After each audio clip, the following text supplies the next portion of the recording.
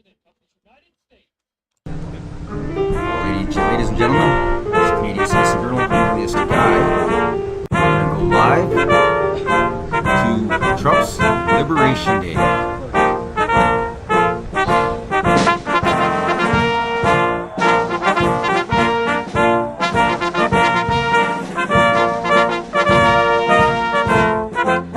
Ladies and gentlemen, the President of the United States.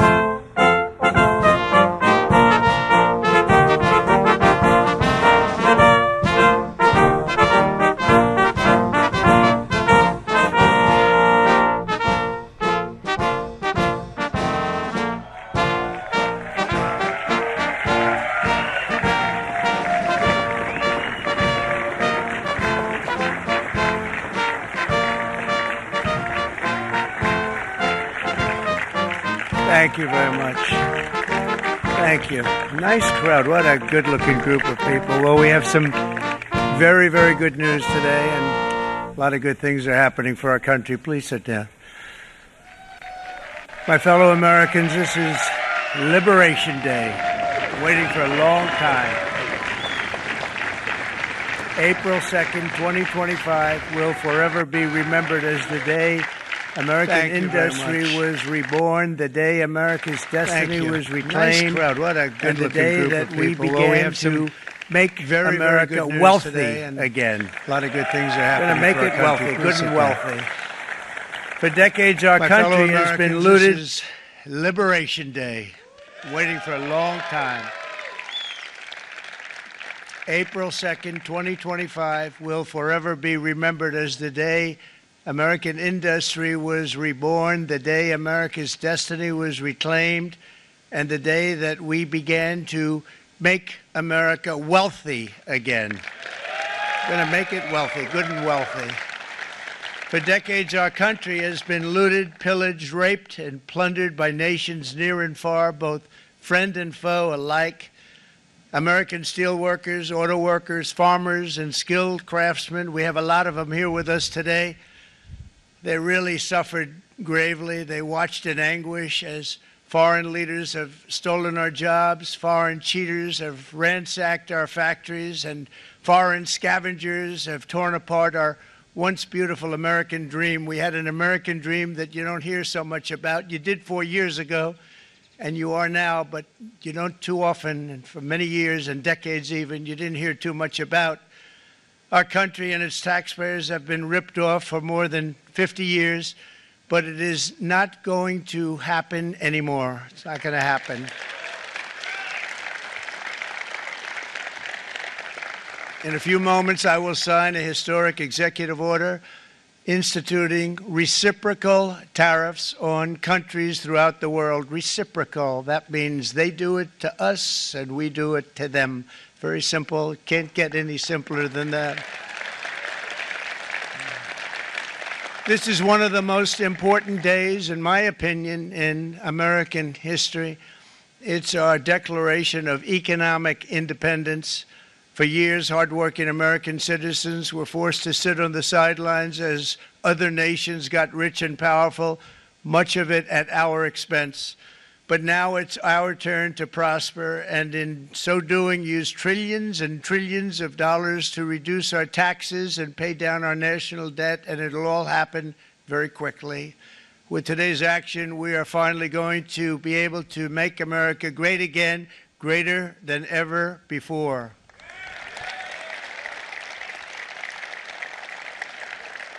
Jobs and factories will come roaring back into our country, and you see it happening already. We will supercharge our domestic industrial base. We will pry open foreign markets and break down foreign trade barriers. And ultimately, more production at home will mean stronger competition and lower prices for consumers. This will be indeed the golden age of America. It's coming back, and we're going to come back very strongly. We're pleased to be joined on this momentous occasion by Vice President J.D. Vance. J.D., thank you. Thank you. Thank you very much. Where are you, J.D.? No, that wasn't too hard to find. I was looking, you know, he likes to take a low-key attitude, so it'd usually be sit right in front. He's gaining a lot of confidence, Mike, isn't he? And nearly my entire cabinet is here, as well as Speaker Mike Johnson, who's done an amazing job. And with the great success we had last night in Florida, we have a majority of 7. And 7's like a lot when we had it at 1, right? You've done a fantastic job. And many of the members of the House and Senate are with us. Senators, Congressmen, thank you all for being with us. We appreciate it. For decades, the United States slashed our trade barriers on other countries, while those nations placed massive tariffs on our products and created outrageous non-monetary barriers to decimate our industries. And in many cases, the non-monetary barriers were worse than the monetary ones. They manipulated their currencies, subsidized their exports, stole our intellectual property, imposed exorbitant VAT taxes to disadvantage our products, adopted unfair rules and technical standards, and created filthy pollution havens. They were absolutely filthy, but they always came to us and they said, we're violating, we should pay for it. It's all detailed in a very big report by the U.S. Trade Representative on foreign trade barriers, and I'll just hold it up for you. It's available, and you don't have to pay too much. As I understand it, you'll pay nothing.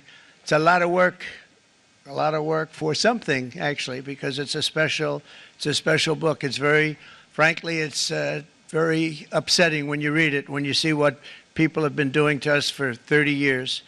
This all happened with no response from the United States of America, none whatsoever. But those days are over. Let me offer just a few examples of the vicious attacks our workers have faced for so many years. The United States charges other countries only a 2.4 tariff on motorcycles. Meanwhile, Thailand and others are charging much higher prices, like 60%. India charges 70%. Vietnam charges 75%, and others are even higher than that. Likewise, until today, the United States has for decades charged a 2.5 tariff. Think of that, 2.5% on foreign-made automobiles. The European Union charges us more than 10% tariffs, and they have 20% VATs, much, much higher. India charges 70%, and perhaps worst of all are the non-monetary restrictions imposed by South Korea, Japan, and very many other nations. As a result of these colossal trade barriers, 81% of the cars in South Korea are made in South Korea. 94% of the cars in Japan are made in Japan. Toyota sells 1 million foreign-made automobiles into the United States, and General Motors sells almost none. Ford sells very little. None of our companies are allowed to go into other countries. And I say that, friend and foe, and in many cases, the friend is worse than the foe in terms of trade. But such horrendous imbalances have devastated our industrial base and put our national security at risk. I don't blame these other countries at all for this calamity. I blame former presidents and past leaders who weren't doing their job. They let it happen, and they let it happen to an extent that nobody can even believe. That's why, effective at midnight, we will impose a 25% tariff on all foreign-made automobiles.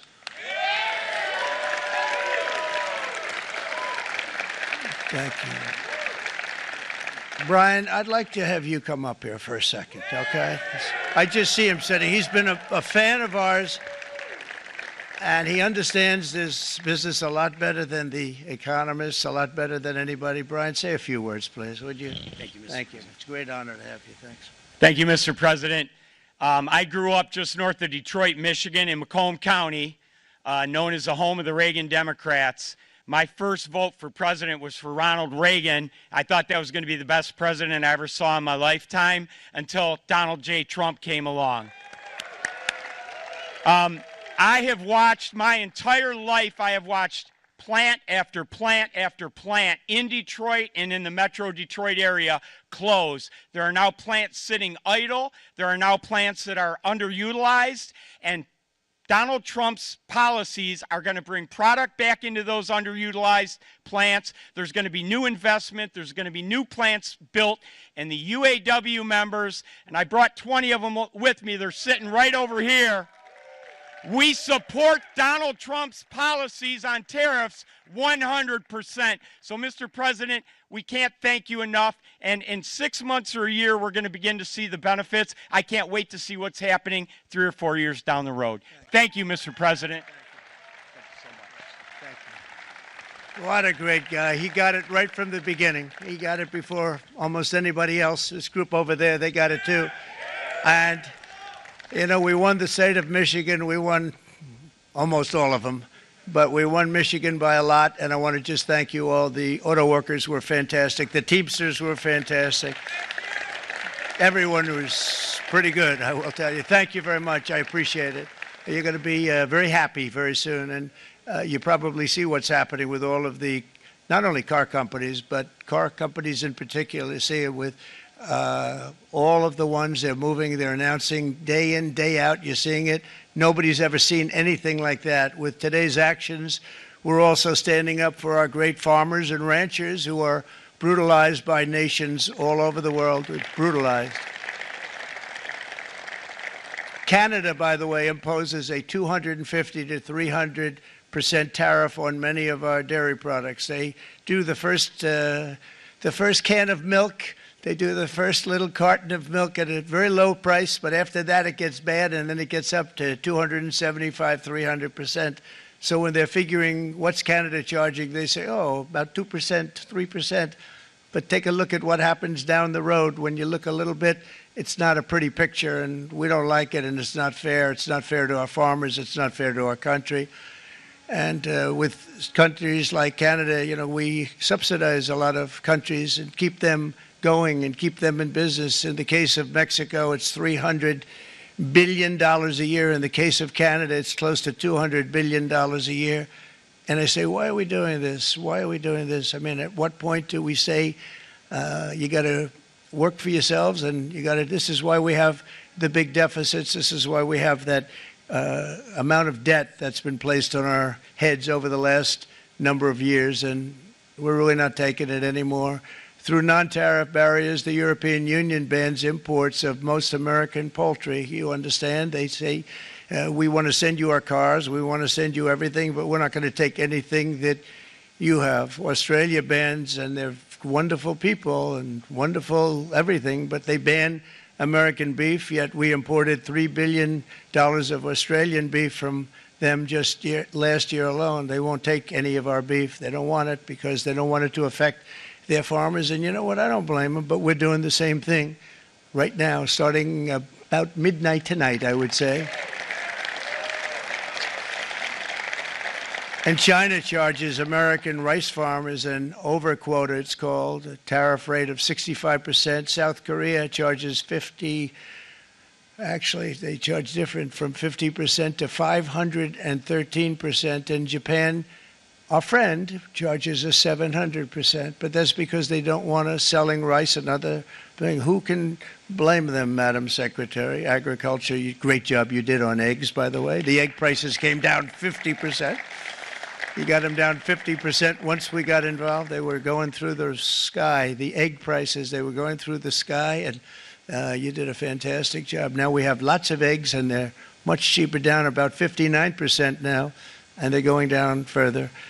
We charge 2.8% for so many things that other countries are charging 200%, 300%, and 400% for. If imposing tariffs and protective barriers made nations poor, then every country on earth would be racing to eliminate these policies, and China would be the first on line. They run a very strong country, but they're not first in line, and the American people are paying a very big price.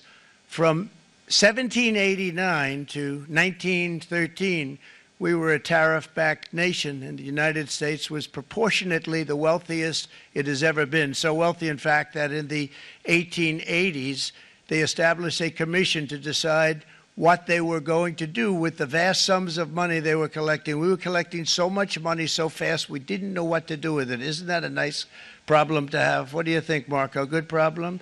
Marco would love that problem. But we don't have that problem anymore, but we're not going to have it very much longer, I will tell you. But they collected so much money, they actually formed a commission to determine what they were going to do with the money, who they were going to give it to, and how much.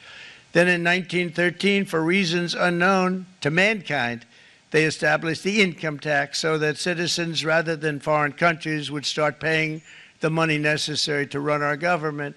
Then in 1929, it all came to a very abrupt end with the Great Depression, and it would have never happened if they had stayed with the tariff policy. It would have been a much different story. They tried to bring back tariffs to save our country, but it was gone. It was gone. It was too late. Nothing could have been done. It took years and years to get out of that depression, far longer than even FDR had that office right over there for a long period of time. The ramp system, that's rather intricate, was built because of him, and every time you walk up, you think of him, and he did a great job in many ways, but it lasted long beyond his terms, as you know.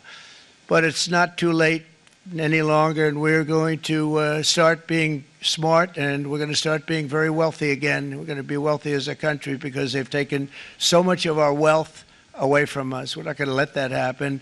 We truly can be very wealthy. We can be so much wealthier than any country. It's not even believable, but we're getting smart. Nearly a century later, in the face of unrelenting economic warfare, the United States can no longer continue with a policy of unilateral economic surrender. We cannot pay the deficits of Canada, Mexico, and so many other countries. We used to do it. We can't do it anymore. We take care of countries all over the world. We pay for their military.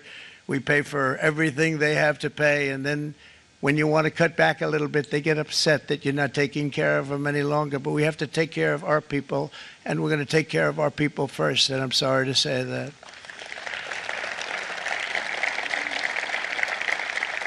And today we're standing up for the American worker, and we are finally putting America first.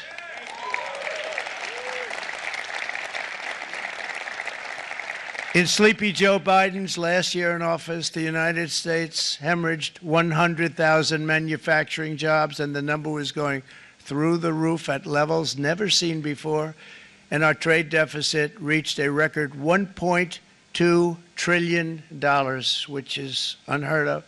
Since the beginning of NAFTA, the worst trade deal ever made, it was a horror show. I was able to terminate it. They all said you'd never be able to get it out. We had to get approval from Congress to get it terminated. We had to live with that deal. It was the worst trade deal ever made by far. But since the very beginning of NAFTA, our country lost 90,000 factories. Think of what that is, 90,000. Think about putting a map up and putting tax on it. You wouldn't have enough room. 90,000. I said, is that possible? We had it checked 4 different times, and it was actually somewhat higher than that. And 5 million manufacturing jobs were lost while racking up trade deficits of $19 trillion. That was the worst trade deal ever made. As a result of these gigantic losses, foreign nations now own $26 trillion more of American assets than think of this, than the Americans own of their own foreign assets or other foreign assets. The United States can no longer produce enough antibiotics to treat our sick. We have a tremendous problem. We have to go to foreign countries to treat our sick. If anything ever happened from a war standpoint, we wouldn't be able to do it. We import virtually all of our computers, phones, televisions, and electronics. We used to dominate the field, and now we import it all from different countries. A single shipyard in China now produces more ships every year than all of the American shipyards combined. Think of that. And it was a business that we used to dominate. We used to dominate it totally.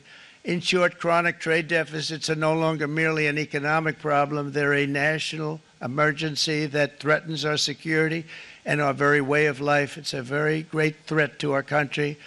And for these reasons, starting tomorrow, the United States will implement reciprocal tariffs on other nations.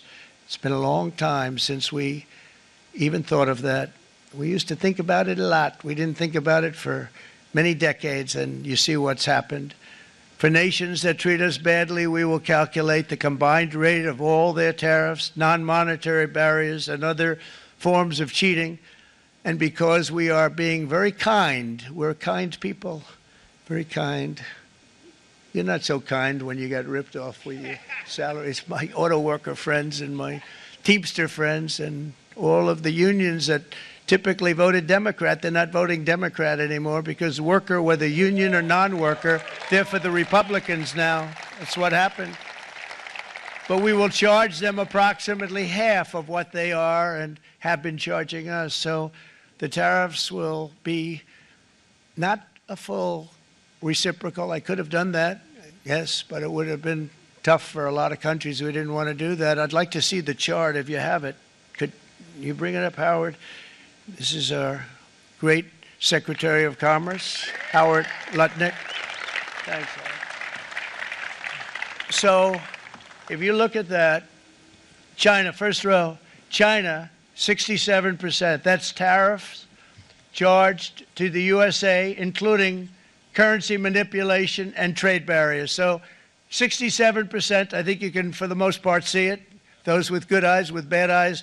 We didn't want to bring, it's very windy out here. We didn't want to bring out the big charts because it had no chance of standing. Fortunately, we came armed with a little smaller chart. So it's 67%, so we're going to be charging a discounted reciprocal tariff of 34%. I think, in other words, they charge us, we charge them less, so how can anybody be upset? They will be because we never charge anybody anything, but now we're going to charge. European Union, they're very tough, very, very tough traders. You know, you think of European Union, very friendly. They rip us off. It's so sad to see. It's so pathetic. 39%, we're going to charge them 20%, so we're charging them essentially half. Vietnam, great negotiators, great people. They like me, I like them. The problem is they charge us 90%. We're going to charge them 46% tariff. Taiwan, where they took all of our computer chips and semiconductors. We used to be the king, right? We were everything. We had all of it. Now we have almost none of it, except the biggest company is coming in. We're going to end up with almost 40%. Lee Zeldin's working to get their approvals. And it's an amazing company. Mr. Wei, of one of the great companies of the world, actually. They're coming in from Taiwan, and they're going to build one of the biggest plants in the world, maybe the biggest for that. But 64%, we're going to charge them 32%. Japan, very, very tough, great people. And again, I don't blame the people for doing it. I think they're very smart in doing it. I blame the people that sat right in that Oval Office, right over there, right behind the Resolute desk or whichever desk they chose. Japan, 46%. They would charge us 46%, and much higher for certain items like cars, you know, little items like cars. 46%, we're charging them 24%. India, very, very tough, very, very tough. The Prime Minister just left, and he's a great friend of mine, but I said, you're a friend of mine, but you're not treating us right. They charge us 52%. You have to understand, we charge them almost nothing for years and years and decades, and it was only 7 years ago when I came in, we started with China and charged them. We took in hundreds of billions of dollars from China in tariffs, and they understood, honestly. President Xi understood. He said, look, I understand, and the other countries, and they all understand. We're going to have to go through a little tough love, maybe, but they all understand. They're ripping us off, and they understood it. Prime Minister of Japan, Shinzo Abe. He was a fantastic man. He was unfortunately taken from us, assassination. But I went to him and I said, Shinzo, we have to do something. A trade is not fair. And he said, I know that. I know that. And he was a great gentleman. He was a fantastic man. But he understood immediately what I was talking about. I said, Shinzo, we have to do something. He said, I know that. And we worked out a deal, and it would have been a much better deal, but frankly, there were many years left on the deal that was made previous to my getting there, but it was something. If you look at Switzerland, 61% to 31%, Indonesia, Malaysia, Cambodia, oh, look at Cambodia, 97%. We're going to bring it down to 49. They made a fortune with the United States of America. United Kingdom, 10%, and we'll go 10%. So we'll do the same thing. South Africa, 60%, 30%, and they've got some bad things going on in South Africa. You know, we're paying them billions of dollars, and we cut the funding because a lot of bad things are happening in South Africa. The fake news ought to be looking at it. They don't want to report it. Brazil, 10%, 10%. Bangladesh is 74%. So you see what's going on. Pakistan, 58%. Sri Lanka, 88%. So what we're doing is we're taking not the full, we could take the full 88%. Thanks a lot, Aaron. He's doing a very good job. How's he doing, all right? I think you better take it with you. It's not going to last very long. He's going to put it, it's going to follow you down with the wind. I brought a hat just in case it got too windy, but here, would anybody like a hat? I'm not giving it to a cabinet. I'm giving it to the auto workers. Come here.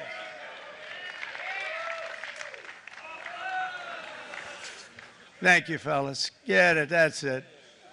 That's it. They deserve it more than our cabinet. Our cabinet has plenty of hats. But you see the numbers. The numbers are so disproportionate. They're so unfair. At the same time, we will establish a minimum baseline tariff of 10%. You notice that on the chart. And that'll be on other countries to help rebuild our economy and to prevent cheating. So we're going to have a minimum of cheating, and we're going to be very severe on the people that at the gate that watch the tariffs and watch the product coming in, because there's been a lot of bad things happening at the gate because the money is so enormous that you're talking about. There's never been probably anything like it in terms of the enormity, and there are a lot of bad things happen at the people that do the check-in, and they're looking at 10-year jail sentences if they do play. We're going to treat them so good, but if they cheat, the repercussions are going to be extremely strong. Foreign nations will finally be asked to pay for the privilege of access to our market, the biggest market in the world. We're right now the biggest market in the world. We had a great country 4 years ago in terms of the economics. We were doubling up on China. We were doing so well. Nobody was going to catch us, but so much of it slipped away over the last 4 years under Biden. I campaigned on this policy throughout last year, and today that promise was made, and it was also a promise, as you know, that was kept. Promises made, promises kept. To any company that objects to our common sense reciprocal tariffs, again, reciprocal, back and forth, back and forth. And I call this kind reciprocal. This is not full reciprocal. This is kind reciprocal.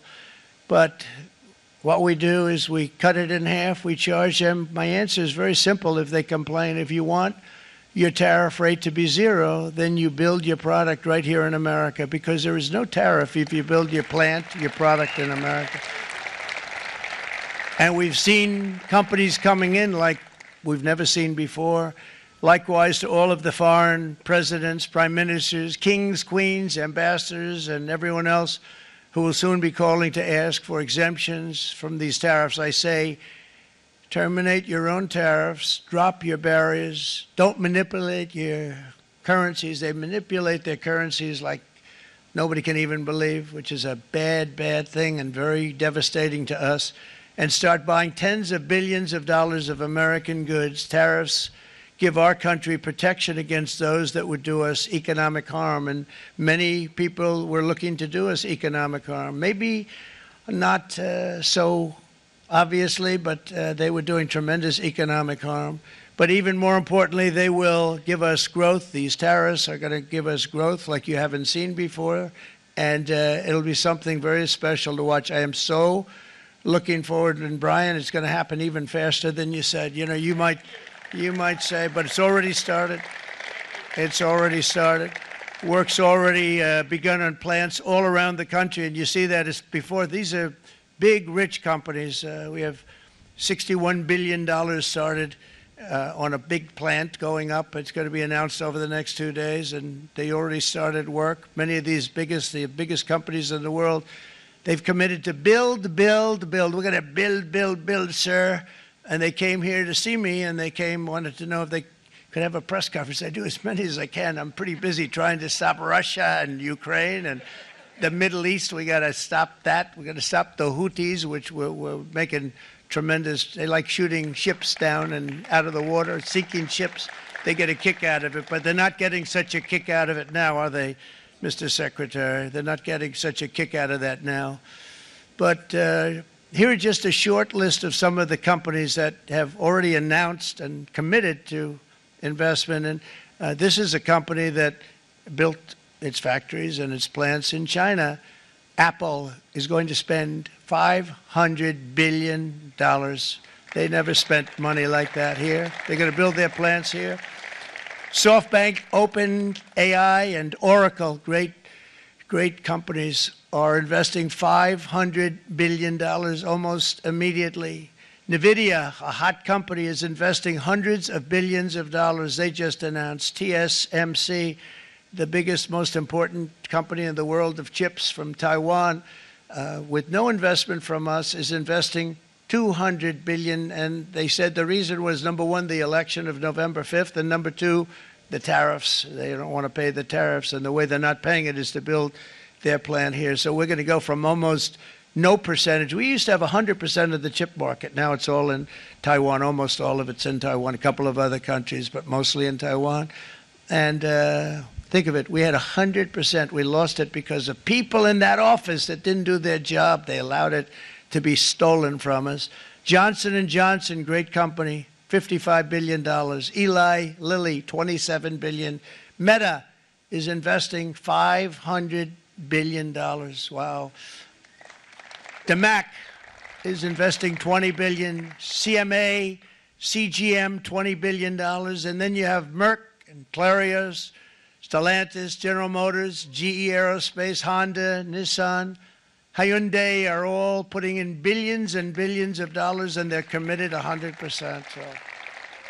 And we've never had, and this is after 2.5 months. This is after just a short, this all took place as soon as we came out with what everybody wanted to do. You know, I watched a gentleman today on television. He used to work with Lee Iacocca, a very respected automobile person, and he said, you know, because they're asking people, and they try and get as many negative people as they can, but they can't find them too much. It's pretty hard to find in terms of what we're doing, especially when they see all this investment.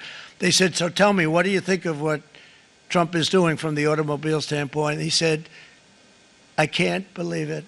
Somebody is finally, he's an older guy, real pro, really top guy, with Lee Iacocca. He said, I never thought I'd see the day when this would happen, where somebody had the courage to go and do what has to be done. This is transforming our nation. Our entire nation is going to be transformed, not only with the cars, but on every single other item that's built. We're going to become an industrial powerhouse. And he said that so beautifully today. In fact, I'm going to find out, I'm going to get a tape, and Bruce, I'm going to get that tape, and I'm going to send it to you out in Long Island, and you're going to play it for the people.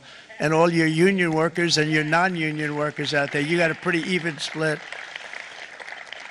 But we have, so far, it looks like we're going to have about $6 trillion of investments, and you wouldn't do that in years in this country over the last number of years. $6 trillion, and that's going to be much higher by the end of the year.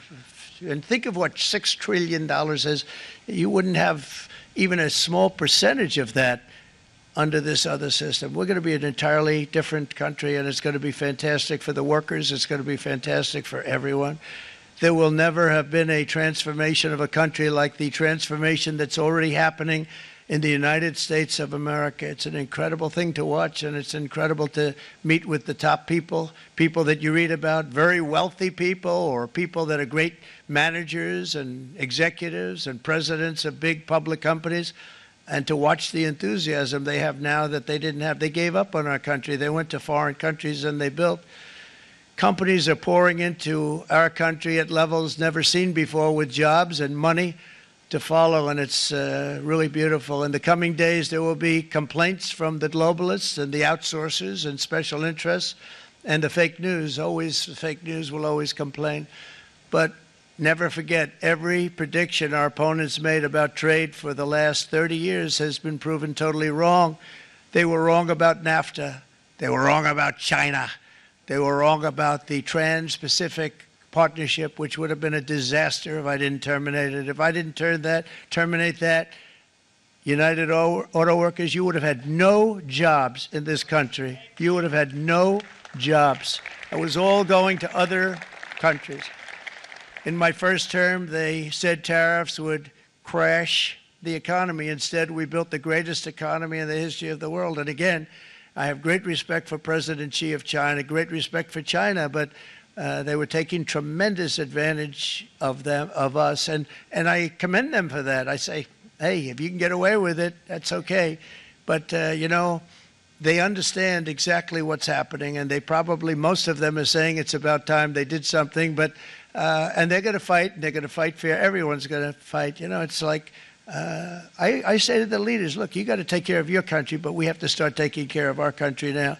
We can't do what we've been doing for the last 50 years. From the day of my election, the stock market went up in my first term 88%, with NASDAQ going up 155%, more than any president has ever had in any term in office, by far. And I think we're going to blow that away. And maybe the numbers won't show, but I think they're going to show much better than even those numbers. But what you're going to see is you're going to see activity, that empty, dead sites, factories that are falling down. Those factories will be knocked down, and they're going to have brand new factories built in their place. They're not only talking about renovating, they're talking about brand new, the best anywhere in the world, the biggest anywhere in the world. I have a friend who builds car plants, and I said, I want to see the biggest and the best. He said, well, we have to go to Mexico. I said, no, I want to see it in the United States. He said, we're not building them in there. This is a year and a half ago during the campaign. He said, we're not building it. You'd have to go to Mexico. When I was starting to decide to run, and I went to #1 in the polls very rapidly, I want to say, like let's say in the first hour, and then shortly thereafter, it looked like I was going to win, and the fake news was saying, "Oh no, don't do this." What they don't know is if I didn't win, they would have really been in trouble, because nobody wants to read them anyway. But I tell you what, when it looked like I was going to win, I announced that I was going to be doing exactly what we're talking about today. Great consistency, actually, because I've been talking about it for 40 years, but because I saw what was happening 40 years ago. If you look at my old speeches when I was young, very handsome, my old speeches, and that people would say, I'd be on a television show, I'd be talking about how we were being ripped off by these countries. I mean, nothing changes very much. The only thing that changed were the countries, but nothing really changes. But it's why it's such an honor. It's such an honor to be finally able to do this. If you look at China, I took in hundreds of billions of dollars in my term, hundreds of billions. They never paid 10 cents to any other president, and yet they paid hundreds of billions, so much so that Biden couldn't do anything. They wanted to try and terminate it because he had a very special relationship with China. You know what the relationship was? He had a special relationship. But the numbers were so big, that they couldn't do it. So they did ease it up. They did things that they shouldn't have done. They made it a lot more comfortable for them, but they couldn't do it because the numbers were hundreds of billions of dollars, and I did that. And we were on our way to doing something like incredible. And then we had a very bad election happen, a very bad election. A lot of bad things happened. So when I said we got to do it again, I said we have to make it too big to rig. And we made it too big to rig, and we won in records, and it was a monumental win.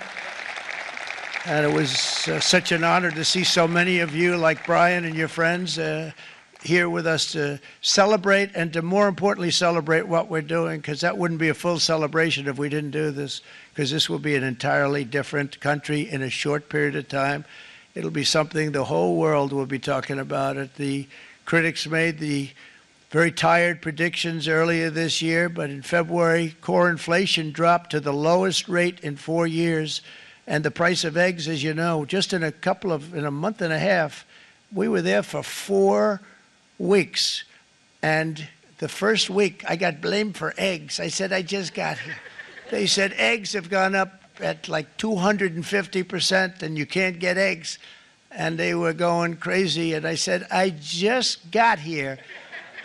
And then we got to work on eggs, and we got to work on everything, and our great Secretary of Agriculture, you did a fantastic job, Brooke Rollins, she did a fantastic job, and As I said before, the price of eggs dropped now 59%, and they're going down more, and the availability is fantastic. They were saying that for Easter, please don't use eggs. Could you use plastic eggs? I said, we don't want to do that. We want to, and you really came through. It's an amazing job. Thank you very much, Brooke. You did great. But likewise, an old-fashioned term that we use, groceries. I used it in the campaign. It's such an old-fashioned term, but a beautiful term, groceries. It sort of says a bag with different things in it. Groceries went through the roof, and I campaigned on that. I talked about the word groceries for a lot, and energy costs now are down. Groceries are down. Gasoline is way under $3, and people are beginning to be able to buy things and live again. We brought prices way down. We created 10,000 already in a few weeks, new manufacturing jobs. And it was that took place in 1 month, numbers that they haven't seen in a long time. We had virtually no inflation under my term. We had virtually no inflation for 4 years, but after transitioning over to Sleepy Joe, it went from almost non-existent to the highest in the history of our country. They're the highest inflation in the history of our country, brought up by energy and bad spending and bad policy, and a lot of bad things happened. How about allowing millions and millions and millions of people to pour into our country with open borders, where it's so sad to see even now. And I see our great secretary of You Have Done. Stand up, please, Christy. Stand up. Christy Nome and Tom Homan. These people are doing a great job, but gotten them out in records. We have problems with judges that don't want them to go out. They want Tren de Aragua, and they want MS-13, the most vicious gangs ever. Nobody's ever seen anything like it. Absolute killer gangs. They kill people. They don't even think about it. And we put them out, and we have judges now, radical left judges that they don't want them to go out. They want them to even be brought back. Let's bring them back. You've done a fantastic job, and please thank everybody. Homeland Security, thank everybody. Appreciate it. And we now have a border that's the best border that we've ever had, even better than it was my first term. My first term we did good, but this one we really specialized in. We've done really well. And we had records then. We had the best, safest border. 4 years ago, we had the best border there ever was. And now we have, you've actually matched it and done even better. And we're going to get it down the right way. And we want people, by the way, to come into our country, but we want to come in through a legal process. We want them to come in legally. We need more people. We need people to run these plants and to help the auto workers and the Teamsters and the non-union people and everybody else. But we need people, and the farmers. And we're going to let people come in, but they want to come in. We want them to come in legally. They have to have the capability of loving our country, not people that hate our country. We don't want them in our country. And now we're going to pass the largest tax cuts in American history, and that's where we're relying on Mike and John Thune. And we will not cut Social Security, Medicare, or Medicaid benefits, and the Democrats will, because if they got in, the entire economy would collapse. This country was heading for a collapse under the people that you saw. They were horrible. I think one of the reasons people like the job, I have my highest approval ratings because I think they're comparing me to the worst administration in the history of our country, so I appreciate that at least. But Speaker of the House Mike Johnson and Senate Majority Leader, appreciate it, Mike, John Thune have been fantastic, by the way. But they've been working tirelessly on taking the next step to pass the plan for our One Big Beautiful Bill. I'd like to name it that if you can. One Big Beautiful. I made that statement about 6 months ago, and everybody calls it One Big Beautiful Bill. And it will be that. It'll have everything, the big tax cuts and every incentive there is. And it'll be fantastic. And by the way, for the cars, we're asking for an interest deduction on a loan. So if you build the car, only in America we do it, Brian. If the car's not built in America, you don't get the interest rate deduction. But if you build the car in America, if you buy a car, if it's built in America, then you get an interest rate deduction, tax deduction, and that's a big thing. It's going to be a big thing. I think that's going to pay for itself very quickly, that deduction. Never happened. We've never had anything like that before. Somebody said, where do you get the idea? Because it's so basic. You would think that would have happened a long time ago. It never did, and I'm very happy it didn't, because Now I can say that was my idea. But we're going to get us closer to the debt extension. We have to get the debt extension passed, and I know you're going to be able to do that, Mike, and it's very important that you do that. And all of the other things that the Senate budget plan gives us, along with working, because I know they're working together, John and Mike, and the two bills are going very well together. We need to get our shared priorities done, including certain permanent tax cuts. We want the tax cuts to be permanent, spending cuts, energy and historic investments in defense, border, and so much more. We're covering everything. These will be phenomenal. There'll be no bill like this going to straighten. One bill is going to straighten out our country for many, many years to come. And we said, let's just do it and let's get it done. And some guys will love it and some guys will like it a little bit less because they're not getting what they were exactly looking for, but they're getting a lot. They'll never, if we get this done, it'll be the most incredible bill ever passed in the history of our Congress and Senate and congressmen, the senators and the congressmen, many of whom are here today, will be very proud of themselves. I really believe that it's going to set us on a whole new prosperous path. We're going to cut spending and right-size the budget back to where it should be. We're going to do that very strongly. Thank you, Rick. Thank you. John, thank you. Oh, look at all of our senators over there. Oh, boy. That's a nice group of people. But I won't like them so much if they don't get this bill done. That's a great group. And Congressman, thank you very much. I appreciate it. Tremendous people. The Senate plan is my complete and total support, and the House plan likewise is very similar. They're moving along pretty much at the same clip, and as soon as you're ready, you'll show it to me, and I'm sure it'll have my support, Mike. Every Republican congressman and senator must unify. We have to unify. We can't be separated. We have to get it done. We have to get absolutely everything we can, and we have to take care of the American people. That's the only thing that matters. We have to take care of the American people first. We need to pass this bill immediately, get it done, including debt extension. From this day on, we're not going to let anyone tell us that American workers and families cannot have the future that they deserve. We're going to produce the cars and ships, chips, airplanes, minerals, and medicines that we need right here in America. The pharmaceutical companies are going to become roaring back. They're coming roaring back. They're all coming back to our country because if they don't, they got a big tax to pay.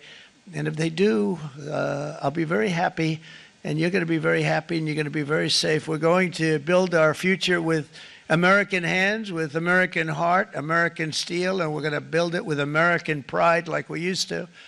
We're approaching our 100th day as president and have been given credit by a lot of people, actually, even some of the fake news. Can you believe it? Which in this case hopefully isn't fake, for having done more in that time than any other administration in the history of our country in the first 100 days. I think we've had an amazing, in terms of what we've done, what we've gotten accomplished. I'd like to see if we can get that war ended and another war from not starting in the Middle East. We have to get Russia. They're losing 2,000 on average, 2,500 people a day, young people, soldiers, Russian. Think of that. 2,500 through some days, but on average, probably over about a 1 week period, it's 2,712, they say. They're losing those soldiers. They're dying. They're being decimated. And they're not from our country, but they're from other countries. But they're human beings. They're from Russia. They're from Ukraine in this period, most of them. And we're going to get it stopped. It's a senseless war that would have never happened if I was president, and it shouldn't be allowed to go on. And I think we're being given good cooperation by Russia and by Ukraine, but we have to get it stopped. It's humanity. It's humanity. It's a terrible thing. This will be a very big moment. I think you're going to remember today. It's going to be a free nation that we're dealing with. We're going to have a very free and beautiful nation. It's going to be Liberation Day in America, and it's going to be a day that hopefully you're going to look back in years to come and you're going to say, you know, he was right. This has turned out to be one of the most important days in the history of our country. God bless you and God bless America. Thank you, everybody. Thank you very much. Thank you. Thank you very much.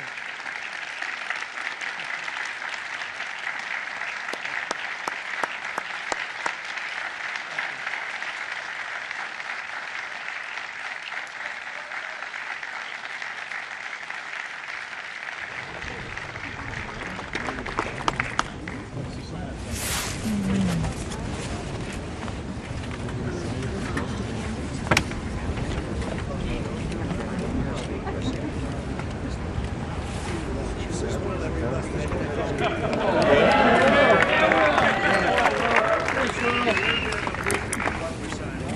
afternoon, you all. We have two documents prepared for the president's signature today. One closes what's referred to as the de minimis loophole with respect to imports from the Not even Hail Mary.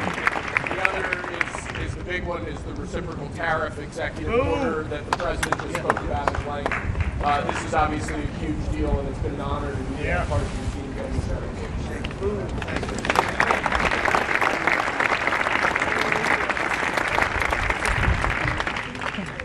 This is big stuff.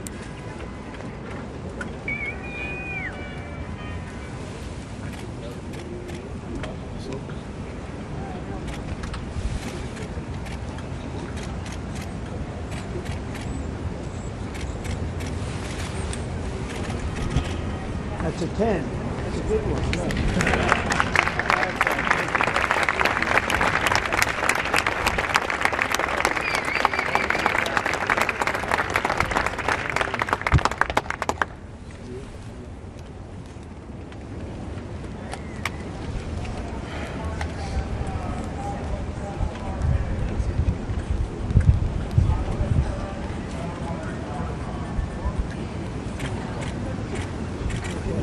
I'm going to hand out these pens.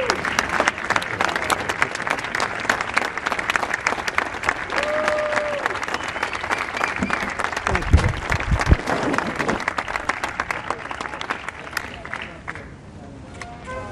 Mr. President, what do you say to American families who are worried they'll pay more?